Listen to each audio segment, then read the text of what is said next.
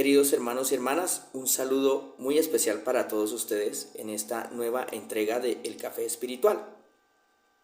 Les propongo reflexionar hoy acerca de un tema que pues ha interpelado al ser humano a lo largo de su historia, de la historia del pensamiento, y es el tema sobre el mal en el mundo y la posibilidad de existencia que tiene Dios dentro del ambiente de la posibilidad de mal en el contexto en el que nos encontramos. Porque, esta pregunta es importante porque muchas personas a lo largo de la historia, no es una cosa de hoy, de estos días, ay, esta juventud que está descarriada. No, esto ha estado siempre, ¿cierto? Esto ha estado siempre.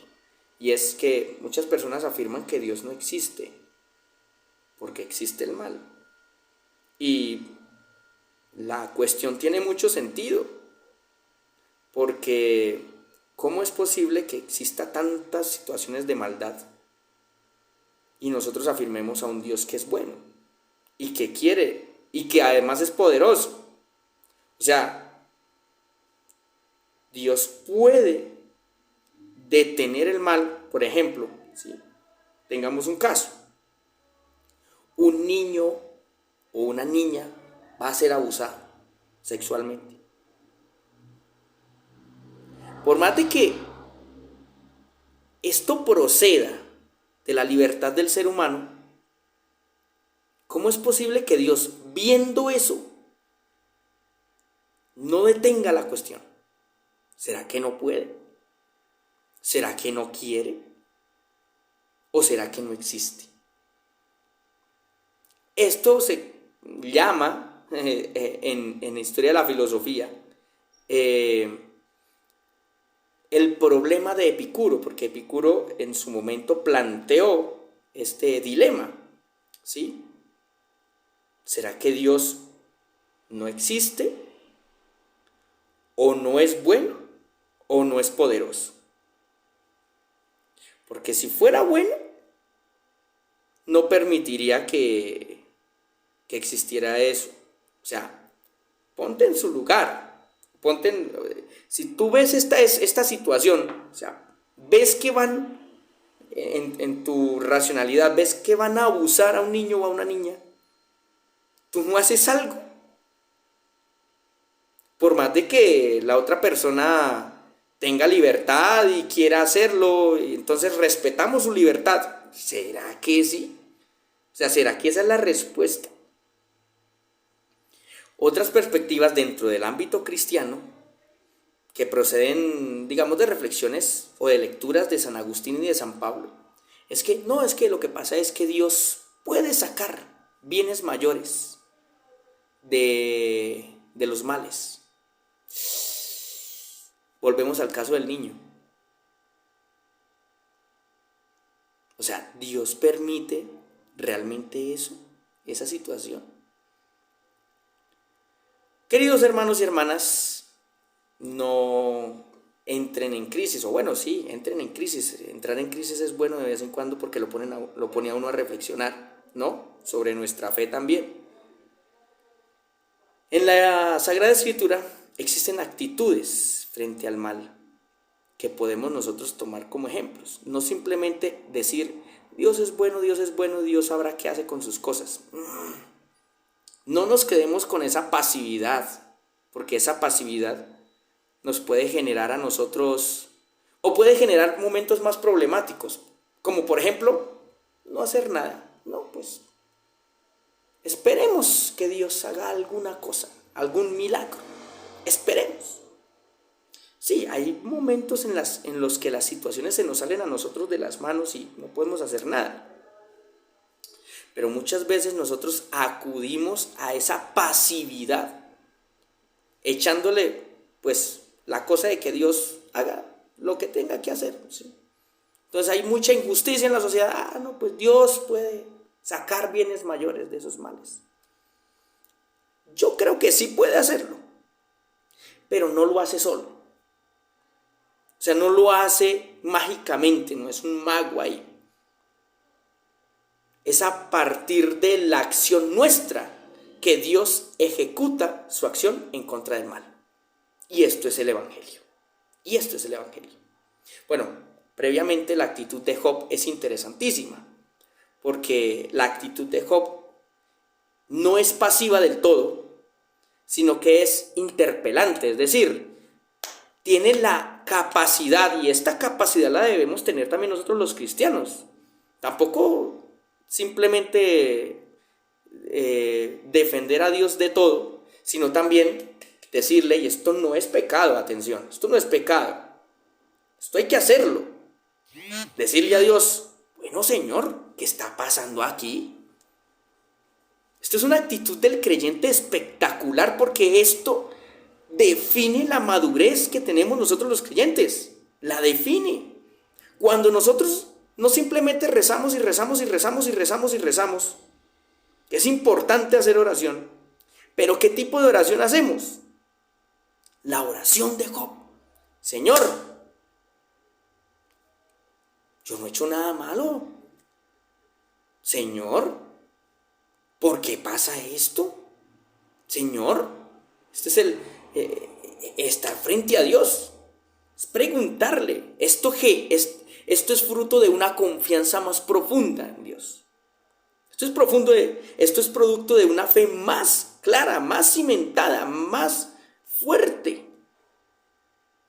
Tener la capacidad de reclamarle a Dios. No se me asusten, no se me escandalicen. Esto es importantísimo. También le puedes reclamar a Dios. Claro que sí. ¿Por qué?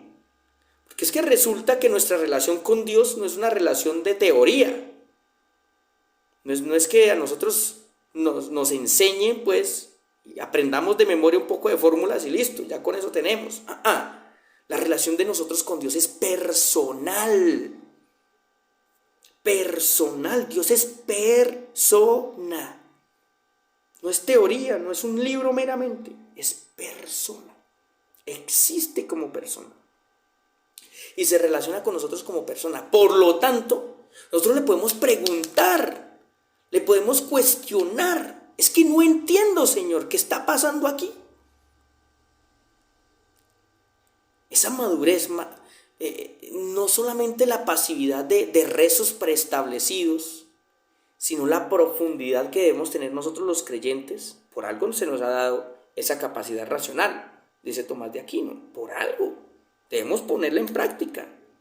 No es que nosotros nos sirvan todo realizado, todo ahí enseñado y listo, y acabó el problema y rezamos lo que se nos ha enseñado toda la vida. Muy importante, sí, muy importante.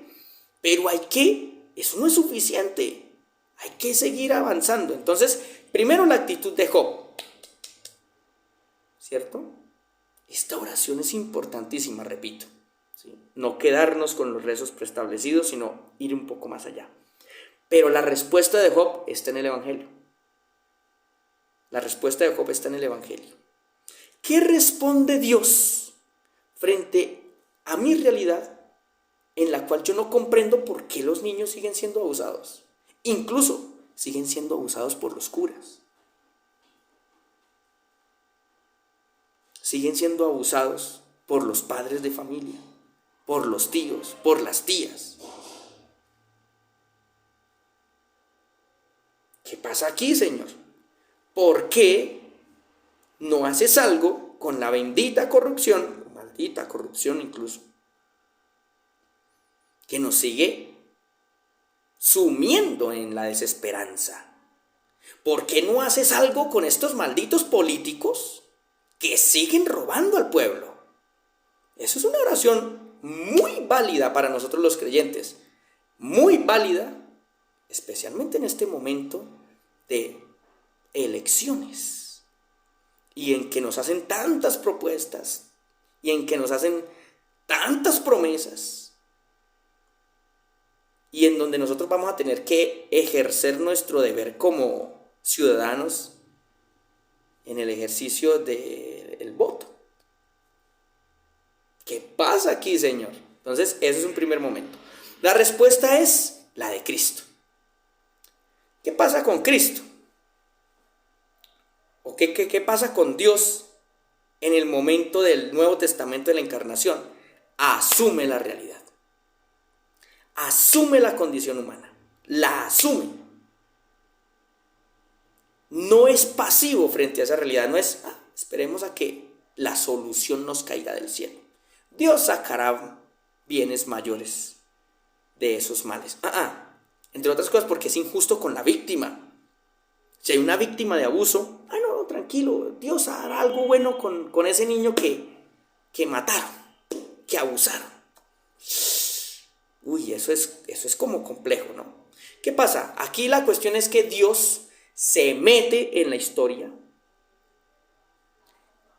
y asume el camino humano para ir, para trabajar, para realizar acciones en contra del mal. Entonces, ¿cuál es la actitud concreta del creyente? ¿Cuál es la respuesta que le da Dios al creyente? Trabaje, mi hijo, porque yo he creado un mundo,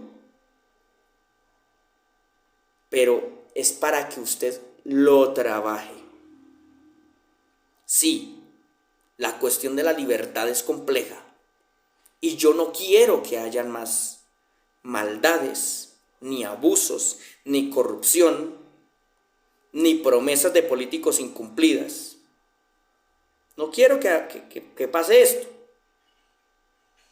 Entonces, ¿qué hago? Me uno a usted, ser humano, para trabajar en contra del mal. Esa es la convicción del creyente que parte de la reflexión más profunda del Evangelio.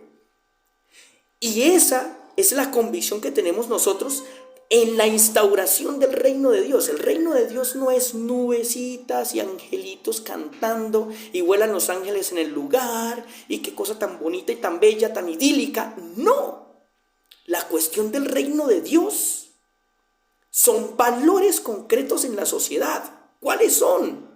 Entre muchos otros, la justicia, la paz, la felicidad, la liberación. No la liberación de espíritus y de gente que se revuelca en las iglesias, no. No es solamente eso. Es la liberación de los pecados estructurales que se están dando en la sociedad. Esa sí es. O sea, cuando el reino de Dios se instaura es porque este tipo de cosas están pasando.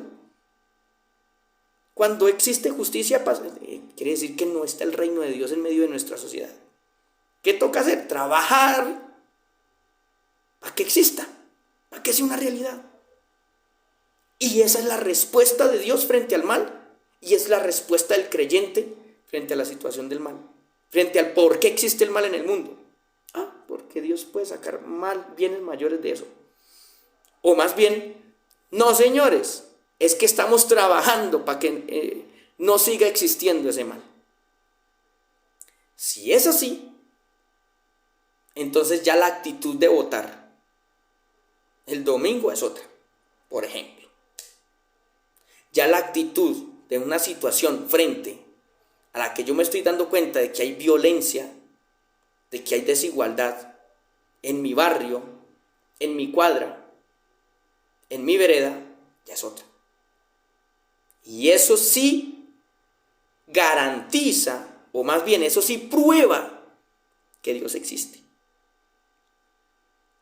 Porque nuestros hermanos queridísimos, maravillosos, que afirman que Dios no existe, cada vez tienen más argumentos muy razonables para seguir no creyendo en Dios. Ahora, el hecho de no creer o creer en Dios no significa que una persona sea mala o buena, porque muchas veces quienes afirman no creer en Él son mucho mejores que quienes estamos todo el día pelando rodillas en una iglesia y hablando mal de la gente, generando más mal, más dolor. Es incompatible, eso sí, que haya un creyente, de verdad creyente, que haga males en el mundo. y que genere más injusticia? Son preguntas abiertas que podemos nosotros tener en cuenta para nuestra reflexión y para nuestra oración de cada día. Feliz día para todos.